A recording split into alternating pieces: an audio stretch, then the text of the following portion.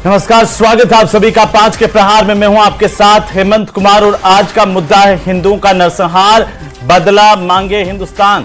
क्योंकि पहलगाम आतंकी हमले ने पूरे देश को झकझोर कर रख दिया है। देश भर में भारी आक्रोश है। केंद्रीय गृह मंत्री अमित शाह ने कल के आतंकवादी हमले के बाद पहलगाम के बैसरन में सुरक्षा की स्थिति को लेकर के समीक्षा की है, लेकिन दूसरी तरफ विपक्ष लगातार सुरक्षा पर ही सवाल खड़े कर रहा है। गृह मंत्री ने कहा कि आतंकी बख्शे नहीं जाएंगे। घाटी में हाई अलर्ट घोषित किया गया है और पूरे इलाके में तलाशी अभियान जारी है। चश्मदीदों के मुताबिक आतंकियों ने पहले महिलाओं बच्चों को अलग किया और पुरुषों पर्यटकों की पहचान धर्म पूछकर नजदीक से गोली मारी, लेकिन मरने वालों में मुस्लिम भी शामिल हैं। फिर कहा जा रहा है कि अंधाधुंध फायरिंग की। आतंकी हमले में 27 लोग मारे गए, जिसमें जयपुर के नीरज उध्वानी का नाम भी शामिल है। आतंकी हमले के खिलाफ देश भर में भारी आक्रोश है। आप कल्पना कीजिए, आतंकियों का कहते हैं कि कोई धर्म नहीं होता, कोई मजहब नहीं होता, लेकिन जिस तरह से निहत्थे लोगों पर चुन चुन के गोलियां बरसाई गई, वहां पर कोई भी हो सकता था। मेरा या आपका भी कोई भाई हो सकता था, किसी का पिता हो सकता था, किसी का छोटा भाई हो सकता था, जो हनीमून मनाने के लिए मिनी स्विट्जरलैंड कहे जाने वाले इस जगह पर जा सकता था और इस हादसे का शिकार हो सकता था। लोग इसी को लेकर के उद्वेलित हैं, आक्रोशित हैं, कड़ी कार्रवाई की मांग कर रहे हैं। आज इसी पर करेंगे हम प्रदेश की सबसे बड़ी चर्चा। देखते रहिए न्यूज़ 18 राजस्थान।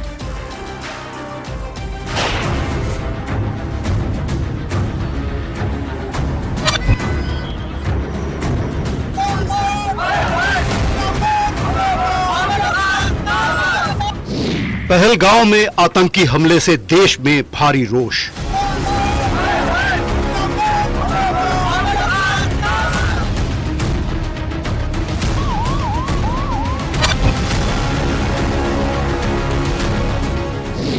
सत्ताईस लोगों की मौत, मृतकों में जयपुर निवासी भी शामिल।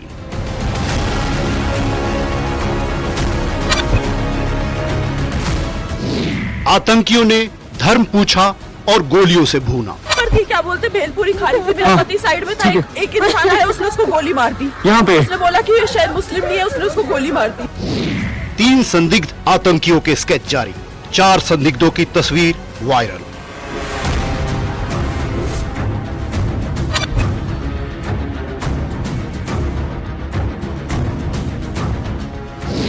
उच्च स्तरीय बैठकों का दौर, गृह मंत्री बोले आतंकियों को बख्शा नहीं जाएगा।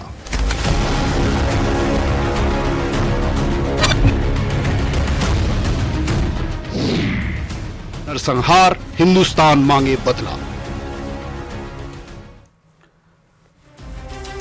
तो इस आतंकी कार्रवाई को लेकर के लगातार जहां देश भर में आक्रोश है, वहीं वैश्विक समुदाय की तरफ से भी इस आतंकी हमले को लेकर कड़ी निंदा की जा रही है।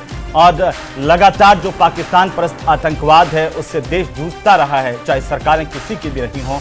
एक बार फिर से इस तरह का ये दहशतगर्दों का हमला जो है, अब वो घाटी के अंदर तनाव और लोगों के भीतर आक्रोश पैदा कर रहा है। घाटी में भी लोग बाहर निकल करके इस आतंकी हमले को लेकर के लगातार उसके खिलाफ आवाज बुलंद कर रहे हैं। ऐसे लोगों पर कार्रवाई की मांग की जा रही है। हमारे साथ खास मेहमान जुड़ चुके हैं।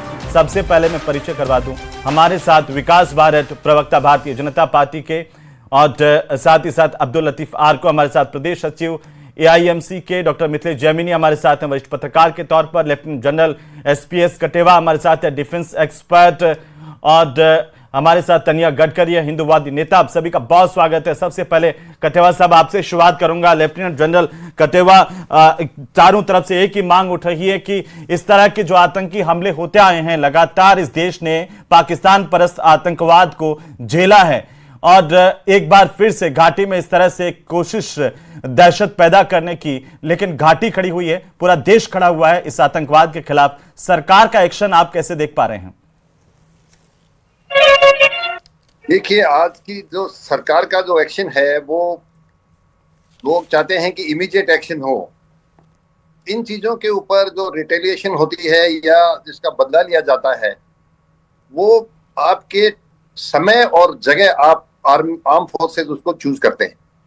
जैसा कि आपने पहले भी देखा, हमने सर्जिकल स्ट्राइक की और इसी तरह हमने बालाकोट पे हमला करके उनके जो बेसिस थे उनको बर्बाद किया। तो इसी तरह से ये सब चीजें टीवी स्टूडियो में नहीं डिस्कस की जा सकती कि भारत की सेनाएं क्या रिटेलिएशन कर रही हैं, क्या इसका जवाब देने की तैयारी कर रहे हैं। पर मैं आपको इतना जरूर बता दूं कि हमारी सेना और हमारी सरकार इस काम के लिए काफी मजबूत है। और आप देखेंगे कि जिन लोगों ने ये जिन्होंने काम किया है, उन सबको जिन्होंने काम किया है, वो 3-4 जो टेररिस्ट हैं वो तो मोहरे हैं।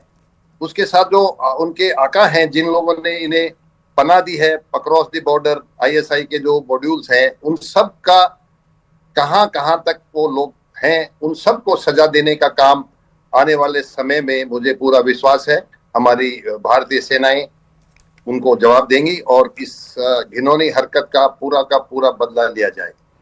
लेकिन जिस तरह का ये हमला और इसके अंदर लोगों से धर्म पूछ करके कहा जा रहा है, उसके बाद गोली मारी गई, ये क्या दर्शाता है कि क्या साजिश होगी इसके पीछे आतंकियों की?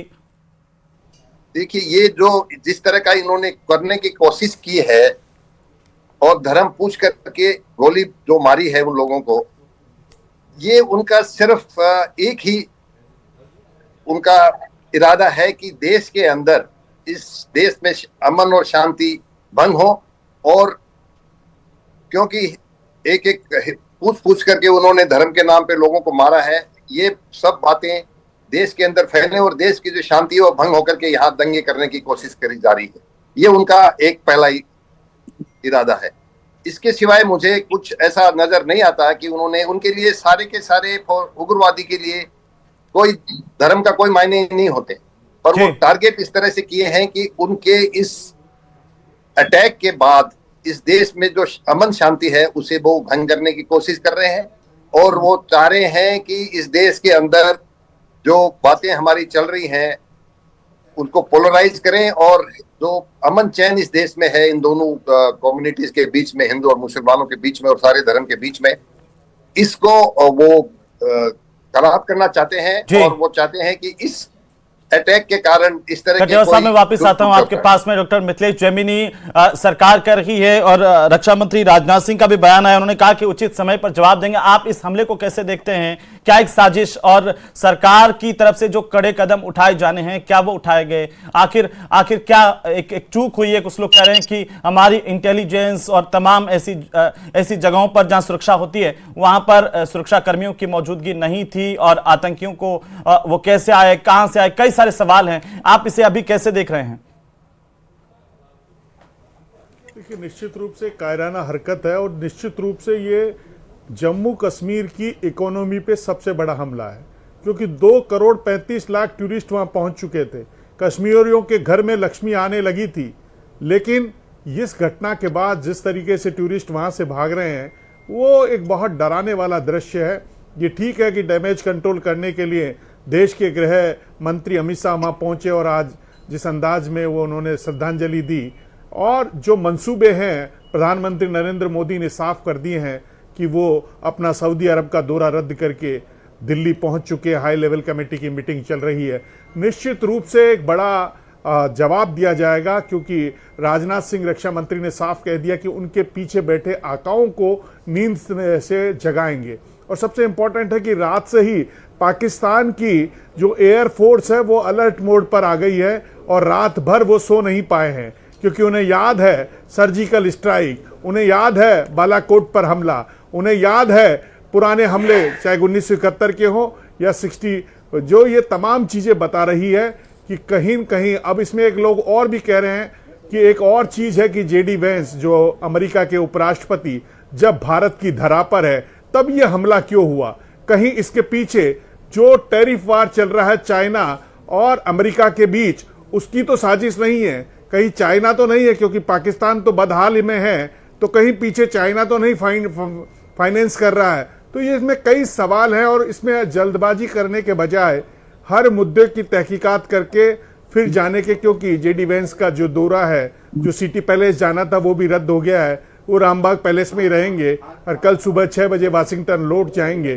तो ये कुल मिलाकर, आगरा तो वो घूम के आ गए हैं, ये बता रहा है कि जो भारत की तेजी से विश्व पटल पर जो धाक जमती जा रही है उसको डिस्टर्ब करने की एक बहुत सोची समझी साजिश है।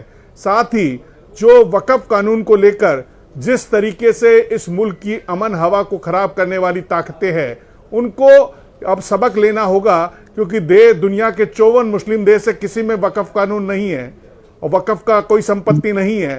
तो ये जो इस मुल्क में एक नई नफरत की राजनीति फैलाई जा रही है और उस नफरत पर ये जिस तरीके का लहूलुहान होली खेली जा रही है, होली लहू की, इस पर विराम लगाने के लिए अब निश्चित रूप से भारत की जो मजबूत आर्मी है उसको काम संभालना होगा और कहीं न कहीं जो स्थानीय लोग मिले हुए हैं उनको बेनकाब करना होगा, क्योंकि 2 स्थानीय लोग बताए जा रहे हैं और 2 बाहर के, लेकिन उन्होंने कितने लोगों की रोजी रोटी पर पेट पे डाला है। आप देखिए 13 लाख से टूरिस्ट बढ़कर 2 करोड़ 35 लाख हो गए और जुलाई अगस्त में जो यात्रा शुरू होने वाली है अमरनाथ की, उसके लिए भी एक बड़ा चुनौती पैदा कर दी है। ठीक है, जैमिनी साहब, अब्दुल लतीफ आरको साहब, जैमिनी साहब कह रहे हैं कि वक्फ को लेकर के पहले माहौल देश में खराब किया गया और फिर कोई आतंकी उठ खड़े होते हैं, जम्मू कश्मीर के आबो हवा को खराब करने के लिए, देश के आबो हवा को खराब करने के लिए इस तरह का हमला करते हैं, जाति धर्म पूछ के गोली चलाते हैं और धर्म पूछ करके मौत के घाट उतारते हैं। कैसे देखें? देखिए, जो कुछ हुआ है हम इसकी भर्त्सना करते हैं, बहुत गलत हुआ है और ये बिल्कुल नहीं होना चाहिए। हमारी वहाँ जो भी वहाँ की सरकार है, उसकी इंटेलिजेंस या वह जो भी एजेंसियां हैं, मैं समझता हूँ उनको और ज़्यादा होशियार रह करके और इन सब चीज़ों का ध्यान रखना चाहिए। आतंकवादी होता है, उसके लिए ना कोई धर्म होता है ना कुछ होता है, उसका काम है आतंक फैलाना और उसने अपने काम के अंदर वो कामयाब हो गया और फैलाकर भाग गए। हम बिल्कुल बहुत कठोर तरीके से निंदा करते हैं और कश्मीर का एक एक मुसलमान मस्जिदों से बराबर ऐलान कर रहे हैं कि इनको जाने मत दो, कहीं भी हो पकड़ लो, कोई शरण मत दो। इमीडिएटली एक्शन जो वहाँ के लोगों ने मस्जिदों से माइकों पे ऐलान कर करके और ये सबूत दे दिया है कि ऐसा नहीं है कि वहाँ का माहौल बिगड़ने नहीं देंगे वो, और सब लोग इसके खिलाफ हैं, हम भी इसके खिलाफ हैं। जो हुआ है ये बिल्कुल गलत हुआ है, बिल्कुल नहीं होना चाहिए और इसका सरकार को माकूल जवाब देना चाहिए और वक्त पे देना चाहिए। अगर किसी चीज़ में डिले होती है तो वो डिले का मतलब ये होता है कि वहाँ इंसाफ नहीं होता है। हम ये चाहेंगे हमारे गृह मंत्री जी से और मुख्यमंत्री प्राइम मिनिस्टर साहब से कि जो कुछ हुआ है फिर दोबारा ना हो, इसके बारे में वहाँ कोई ना कोई ऐसे कड़े एक्शन लिए जाएं ताकि जो बिजनेस वहाँ स्टार्ट हुआ था और करोड़ों लोग वहाँ जाने लगे थे, तो बहुत बड़ी तादाद में। मैं आता हूं सवाल पर भी आता हूं कि क्यों ये सवाल उठ रहे हैं कि कुछ लोग जो वक्फ के आड़ में देश की आबो हवा खराब कर रहे थे, क्या उन्हीं का कनेक्शन वहां से है? तन्या जी,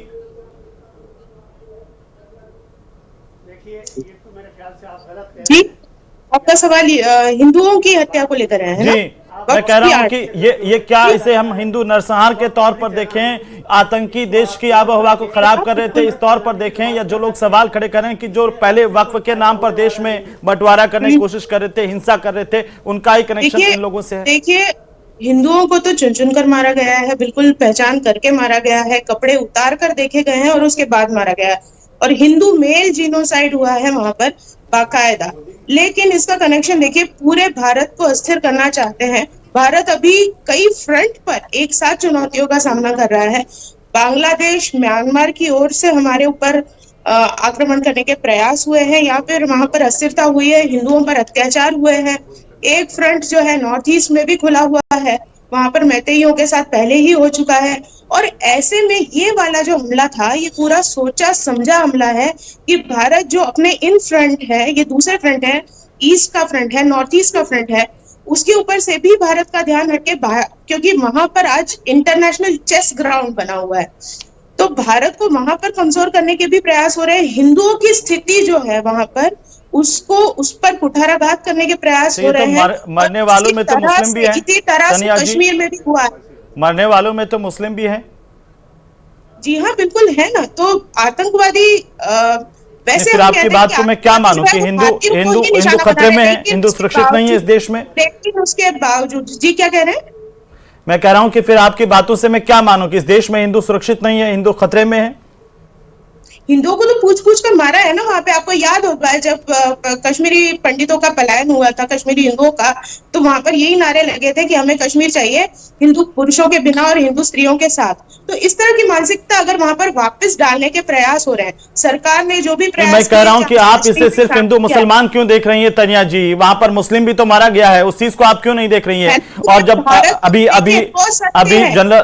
लेफ्टिनेंट जनरल कटेवा कह रहे थे कि आतंकियों का कोई धर्म नहीं होता। एक मुस्लिम मारा गया है लेकिन हिंदुओं की पहचान पूछ पूछ कर मारा है, ये दोनों ही बातें सत्य है। अब्दुल लतीफ बालको साहब, आप कुछ कहना चाह रहे हैं इस पर? कहा कि ये भारत की समग्रता पर हमला है, समग्र भारत पर हमला है।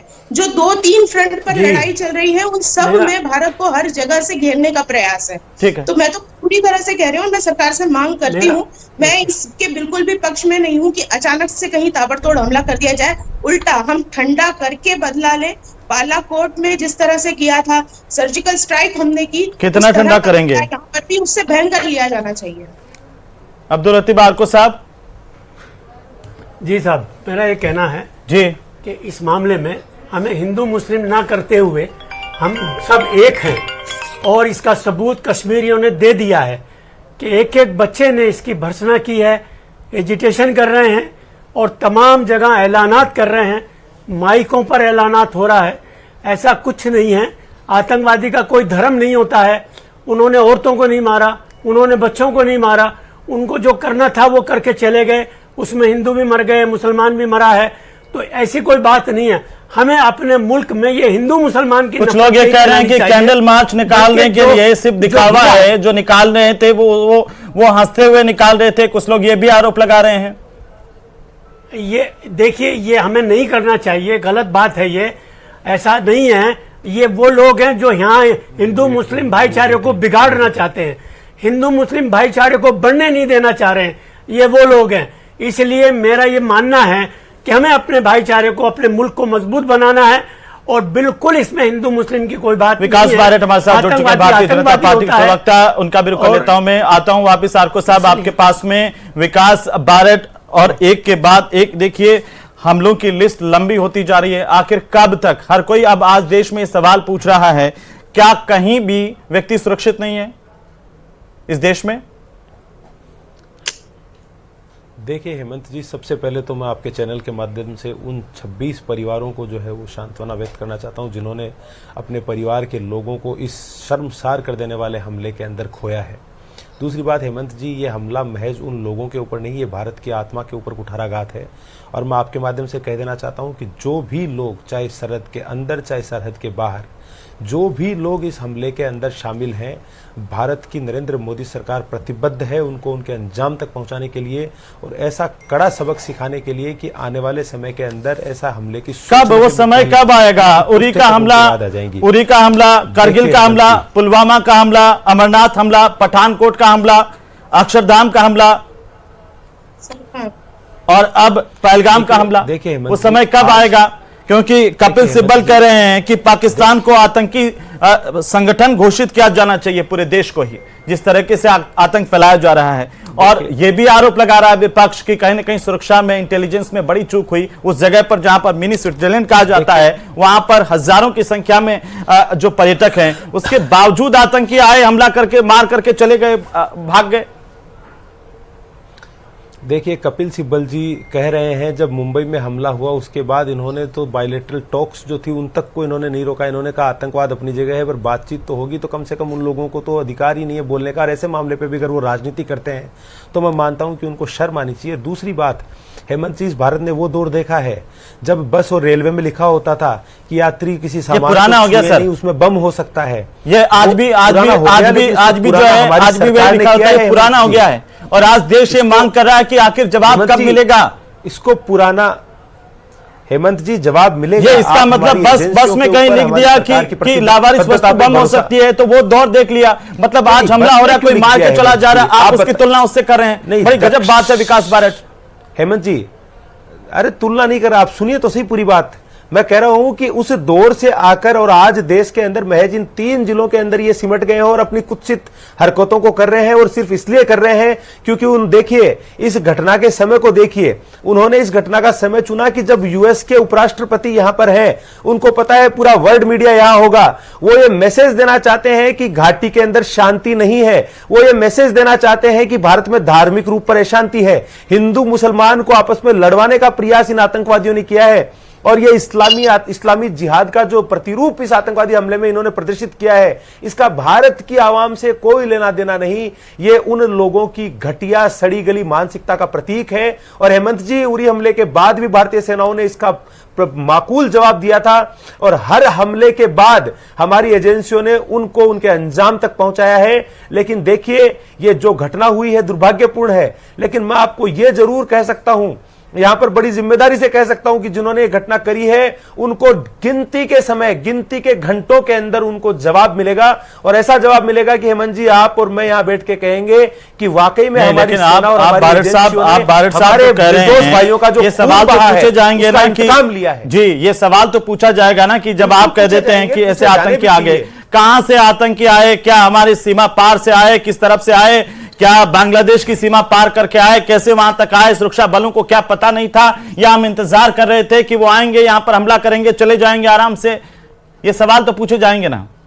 हेमंत जी देखिए, बिल्कुल सरकार की जिम्मेदारी है और हम जिम्मेदारी से मुंह नहीं मोड़ रहे, लेकिन हमें इस साथ साथ ये भी देखना पड़ेगा कि 150 करोड़ के आसपास के इस देश के अंदर इंटेलिजेंस बहुत एडवांस हो चुकी है और हम बहुत सी चीजों को रोकने में सफल हुए हैं। आप देखिए ना, पहले दक्षिण से उत्तर, पूर्व से पश्चिम कहां पर बम धमाके नहीं हुए, लेकिन आज उनके ऊपर किस कदर लगाम लगी है, जबकि फ्रस्ट्रेशन कितनी बड़ी है। आज जो पाकिस्तान इन हमलों के पीछे है वो भीख का कटोरा लिए घूमता फिरता है। बलूचिस्तान में आग लगी पड़ी है, पूरे पाकिस्तान के टुकड़े टुकड़े होने के कगार पर है, और पूरे विश्व पटल के ऊपर पाकिस्तान को अलग थलग कर दिया है पूरे विश्व पटल ने। और जिस भारत के अंदर वो हमले करवाता था, आज वो भारत विश्व की 5वीं सबसे बड़ी अर्थव्यवस्थाओं में गिना जाता है। तो ये जो कुंठा है वहां बैठे लोगों के खौफ नहीं है आतंकियों में, व्यक्त हो रही है। विश्व की सबसे बड़ी अर्थव्यवस्था का खौफ आतंकियों में नहीं है। क्या कोई इस्राएल के भीतर घुस करके इस तरह से 26 नागरिक मार करके बाहर निकल सकता है?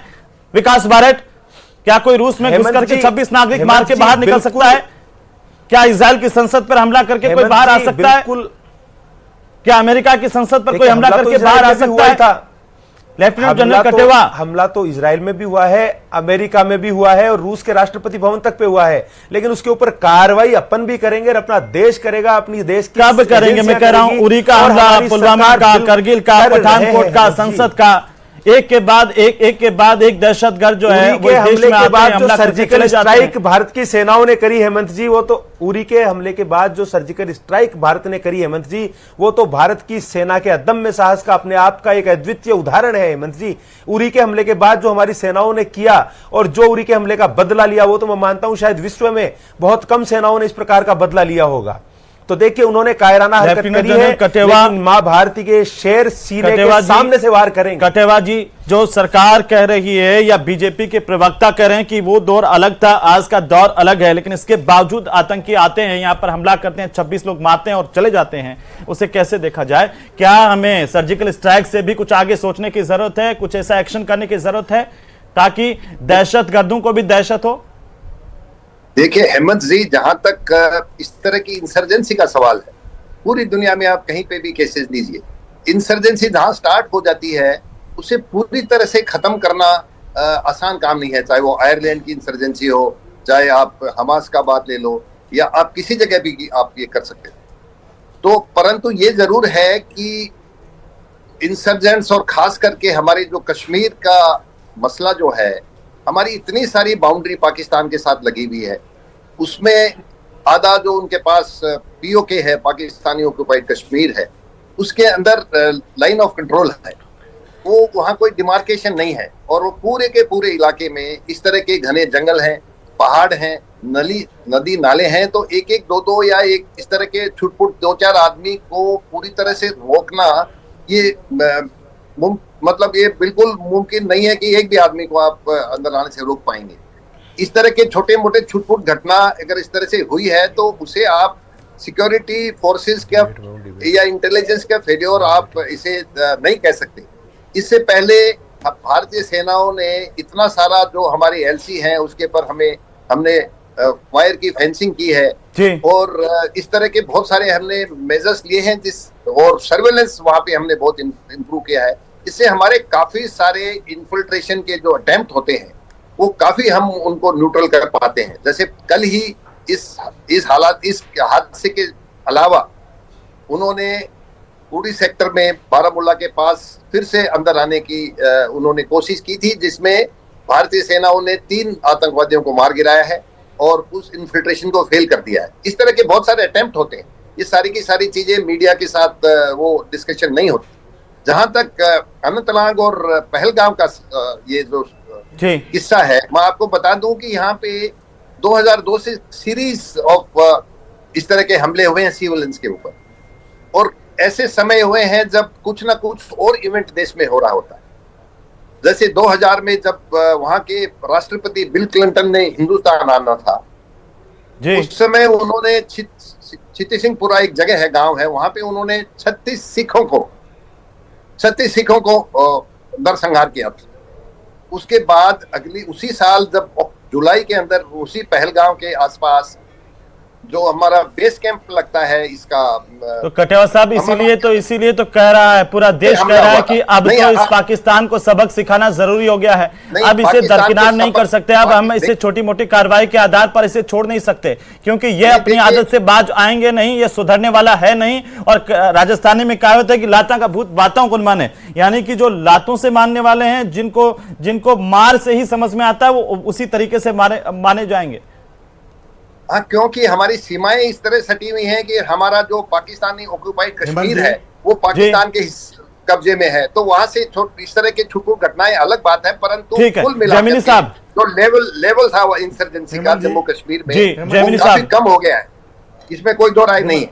हेमंत जी, सबसे इम्पोर्टेंट चीज ये है, एक्शंस का सवाल है, सबसे इम्पोर्टेंट चीज ये है कि पश्चिम बंगाल में बिना जाति पूछे और हिंदुओं को मारा जाता है। उसके बाद पहलगाम में ये घटना होती है और इससे पहले बांग्लादेश में ये घटना होती है। तो ये गजवाए हिंद जो एक मूवमेंट चल रहा है उसको धरती पे उतारने की साजिश तो नहीं है। और दूसरी इंपॉर्टेंट जो जनरल बख्शी ने कल कहा है कि कोविड के बाद आर्मी में भर्ती बंद हो गई है, 1,80,000 सैनिक कम है देश में। तो क्या आप पैसों के लिए इस देश को गजवाए हिंद जो इनका साइलेंट मूवमेंट है उसके लिए छोड़ दोगे? जब वकफ का मूवमेंट चल रहा है, जब असदुद्दीन ओवैसी क्या दे रहा है बयान कि 25 करोड़ बांग्लादेश के मुसलमान, 25 करोड़ हिंदुस्तान के मुसलमान और 25 करोड़ पाकिस्तान के मुसलमान मिलके 75 करोड़ होकर पूरे हिंदुस्तान को खत्म कर देंगे, हिंदुओं को खत्म कर देंगे। तो ये तमाम चीजें चल रही है। तो पूरे विश्व में जिस तरीके से चिंता अमेरिकी राष्ट्रपति ने व्यक्त की है, जमीनी साहब अभी लेफ्टिनेंट जनरल कटेवाई कह रहे थे कि आतंक का कोई धर्म नहीं होता है, वो सिर्फ आतंकी होता है। देखिए, कहने से बात नहीं चलती है, ये साफ नजर आ रहा है कि आतंक का रंग दिख रहा है। आतंक का रंग अब दिखने लगा है इस मुल्क में। आप कैसी बात कर रहे हैं? आतंक का रंग कोई आतंकी, कितने सारे मुसलमान, कितने सारे पुलिस के अंदर मुसलमान, कितने सारे सीआरपीएफ और बीएसएफ के अंदर दूसरे धर्म के लोग इनके शिकार बने। सब चीजें हैं, जब भी आतंकी, जो इस देश का परसेप्शन अब तैयार हो रहा है। आप देखिए, राम मंदिर का पूछा जाता है कि राम मंदिर का आप वो लेके आइए रिकॉर्ड, और 300 साल पहले की मस्जिद का रिकॉर्ड नहीं है। आप जैसे इस तरह की बातें करेंगे, ये सब तो तमाम देश में चल रही है बातें, इसे आप खराब कर देंगे। अब्दुल लतीफ आपको साहब, देखिए, देश के लिए सब बातें मत कीजिए। भारतीय सेना आपको साहब जो जमीनी साहब कह रहे हैं उस पर मैं चाहता हूं कि रिएक्ट करें आप। उनको जवाब दिया जाएगा, पर अगर हम हिंदू मुसलमान करके लड़ाई शुरू करेंगे, ठीक है सर, इस बात के ऊपर आगे नहीं बढ़ पाएंगे। ठीक है सर, मेरा ये मानना है, मैं आ रहा हूँ, एक मिनट आरको साहब का एक टिप्पणी ले। हमारे जी बोलिए आरको साहब, जल्दी से बोलिए। हमारे देश के लिए ये अच्छी बात नहीं है कि हमें हिंदू मुस्लिम नफरत को बढ़ाई जाए या ऐसी बातें कही जाए। इस मौके पर कम से कम हमें ये चाहिए कि हमारे अंदर यूनिटी रहे, हम एक दूसरे की नफरत फैलाने की बात ना करें। ठीक है। इसलिए कि आज जो मीडिया से बात कही जाती है ये जनता पे असर करती है, और जब जनता पे असर करती है सर, नफरत कौन फैला रहा है? नफरत कौन फैला रहा है? हो जाते हैं। नफरत कौन फैला रहा है, जो इमरान साहब अभी कह रहे हैं? नहीं फैलानी चाहिए जी विकास भारत जी, अरे विकास हमें पूछ रहे हैं अपने वहाँ अल्फाजों से नफरत नहीं धर्म फैलानी के चाहिए। नाम पर हमें भाईचारे की बात करनी चाहिए और ऐसा कुछ नहीं है। समझे साहब, जो हो रहा है, देखिए जो आतंकवादी है वो आतंकवादी है, जिनका काम ही जो है आतंक करना है, तो हमारे पास क्या कमी है? हमारे पास फोर्स है, हमारे पास इंटेलिजेंस है, हमारे पास सारे इंतजामात हैं। ये तो हमें चाहिए कि हम ज्यादा से ज्यादा वहां पर विकास भारत सब बातों की एक बात है, पूरा देश एक स्वर में आज कह रहा है खड़े होकर के कि ये भरोसा हो कि देश के लोग सुरक्षित हैं, और ऐसी जो दहशतगर्दी फैलाने वालों पर अब बात करने का वक्त नहीं है, एक्शन करने का वक्त है। देखिए हेमंत जी, जब इस प्रकार के हमले होते हैं ना, तो देश की बड़ी लीडरशिप की सुरक्षा बढ़ा दी जाती है, लेकिन ये भारत सरकार की प्रतिबद्धता है कि देश के होम मिनिस्टर ने अगले ही पल कश्मीर के लिए रवानगी ली और जिस जगह ये घटना घटित हुई वहां मौके पर गए हैं। ये सिद्ध करता है कि भारत सरकार किस प्रकार का रवैया रखती है ऐसी घटनाओं के खिलाफ। उन्होंने किया, वो कायर थे, छुप कर आए, भीड़ में आए और निर्दोषों को मारा, और हम भीड़ में से उनको चुन चुन कर निकालेंगे और जो दोषी है उनको उनके अंजाम तक पहुंचाएंगे। ये भारत सरकार की प्रतिबद्धता है और इसमें मैं मानता हूं कि पूरे भारत में किसी को शक शंका नहीं है। जो उन्होंने किया वो कर गए हेमंत जी, लेकिन इसका बदला, उनके किए की सजा उनको 1000% मिलेगी। इसमें कहीं किसी को कोई शक शंका नहीं होनी चाहिए हेमंत जी। बिल्कुल मिलनी चाहिए। तनिया सब जी मिलकर के इस बात की कोशिश करेंगे जी, बिल्कुल उनको सजा, जिन्होंने किया उन्हें सजा मिलनी चाहिए। मैं एक भारतीय होने के नाते कहूंगी कि सबको एक रहना चाहिए। देखिए यही हिंदू हैं जो जब कश्मीर के एक ऐसे क्रिकेटर जिनके हाथ नहीं है, उनका जब क्रिकेट का वीडियो सचिन जी के साथ आता है, सचिन तेंदुलकर के साथ, तो पूरा भारत एक साथ खुश होता है। और जब फॉर्मूला रेसिंग होती है तो पूरा भारत एक साथ खुश होता है। ये वही हिंदू है। तो जब हिंदुओं को पूछ कर मारा जाएगा तो उनका उद्वेलित होना भी स्वाभाविक रूप से लेना चाहिए, उसके लिए सवाल नहीं उठाने चाहिए, बल्कि हिंदुओं को आश्वस्त किया जाना चाहिए कि ये देश आपका भी है और आपकी सुरक्षा होगी, पहली बात। दूसरी बात, कल मैं बीबीसी की न्यूज देख रही थी, वो अभी भी इंडियन एडमिनिस्ट्रेटेड कश्मीर कहते हैं। तो भारत सरकार को जो भी कदम उठाए उसके साथ इस तरह के आर्को साहब ये कहा जा रहा है कि अब आतंक का रंग दिखता है, क्योंकि वो धर्म पूछ करके गोली मार रहे हैं। क्या कर रही है भारत सरकार को? देखिए जो उन्होंने किया है वो कामयाब हो जाएंगे अगर हम यही बात कहते रहेंगे। वो तो उन्होंने क्या किया है, वो यही चाहते हैं कि यहाँ नफरत फैलाए, और इसीलिए उन्होंने धर्म पूछ के मारा है। तो उनको कामयाब थोड़ी करना, हमें उन्हें कामयाब नहीं करना है। वो तो यही चाहते हैं कि यहाँ हिंदू मुस्लिम नफरत फैले और झगड़े हो। हम उन्हें कामयाब नहीं, हम उन्हें सजा देना चाहते हैं, उन्हें सजा दिलाना चाहते हैं कि उन्हें ऐसी सजा दी जाए कि ताकि दोबारा वो कोई हिम्मत नहीं कर सके। हम तो ये चाहते हैं, हम उन्हें कामयाब थोड़ी करना चाहते हैं कि यहाँ हिंदू मुस्लिम नफरत फैलाएंगे, वो कामयाब हो जाएंगे। उनकी मंशा यही तो थी, इसीलिए तो उन्होंने नाम पूछ के मारा है। तो मेरा ये कहना है इस सिलसिले में कि हमें उनको कामयाब नहीं होने देना है। अगर यहाँ पर हम हिंदू मुस्लिम नफरत की बात करेंगे तो वो सोचेंगे हमने जो किया था हम कामयाब हो गए, वहाँ नफरत फैला दी हमने, हम कामयाब हो गए। यही तो चाहते हैं वो आतंकवादी हिंदुस्तान में नफरत फैलाने की बात करना चाह रहे हैं। कश्मीर में घायल लोगों के तो कई लाफिंग रिएक्शंस आ रहे थे, और मैं नहीं कहना चाहूंगी कि वो लाफिंग रिएक्शन किस एक समुदाय विशेष के कुछ युवाओं के थे। ऐसे युवाओं को समझाया जा रहा है क्या? उससे अविश्वास नहीं फैल रहा है क्या? इन बातों पर भी तो ध्यान दिया जाना चाहिए सर। चलिए, बहुत शुक्रिया चर्चा में शामिल होने के लिए आप सभी का। पूरा देश यही मांग कर रहा है कि आखिरकार ऐसे दहशतगर्द जो लगातार हिंदुस्तान की सरजमी पर आकर के दहशतगर्दी फैलाते हैं, उन्हें ऐसी सजा दी जानी चाहिए, ऐसी कार्रवाई की जानी चाहिए ताकि उनकी रूह भी कांपे इस जमीन पर भी, और जहां पर उनकी रूह जाए वहां पर भी, ताकि वो दोबारा से ना तो इस तरह की हिंसा करने की सोचें, ना इस तरह की दहशतगर्दी करने की सोचें, लेकिन पूरा देश एक साथ एकजुट होकर के यही मांग कर रहा है।